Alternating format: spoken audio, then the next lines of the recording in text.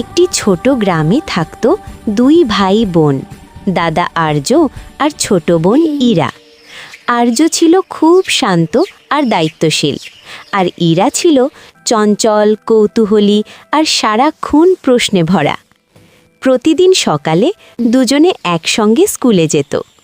পথে বড় আম গাছটার নিচে দাঁড়িয়ে আর্য ইরাকে পড়া বুঝিয়ে দিত।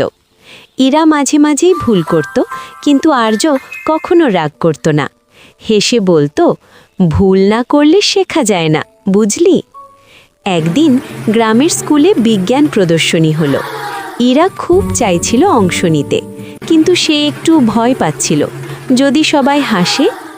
আর্য তখন নিজের সব কাজ ফেলে ইরার পাশে দাঁড়ালো। দুজনে মিলে পুরনো বোতল আর কাগজ দিয়ে একটা ছোট জলচালিত চাকা বানালো। প্রদর্শনীর দিন ইরার হাত কাঁপছিল। আর্য চুপচাপ তার হাত ধরে বলল, আমি আছি, তুই পারবি। ইরা সবার সামনে নিজের বানানো জিনিসটা ব্যাখ্যা করল।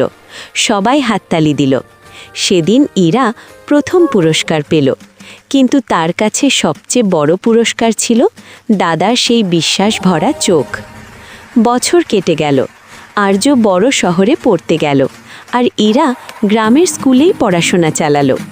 দূরে থাকলেও দুজনের সম্পর্ক বদলায়নি। ফোনে কথা, চিঠি আর স্মৃতির বন্ধন তাদের আগের মতোই কাছে রাখল। ইরা বুঝে গিয়েছিল, জীবনে সবসময় পাশে কেউ না থাকলেও ভাই বোনের ভালোবাসা দূরত্ব মানে না। এই ছিল দুই ভাই বোনের গল্প, যেখানে ভালোবাসা, বিশ্বাস আর একে অপরের পাশে থাকার শক্তিই ছিল সবচেয়ে বড় জয়। ফুল।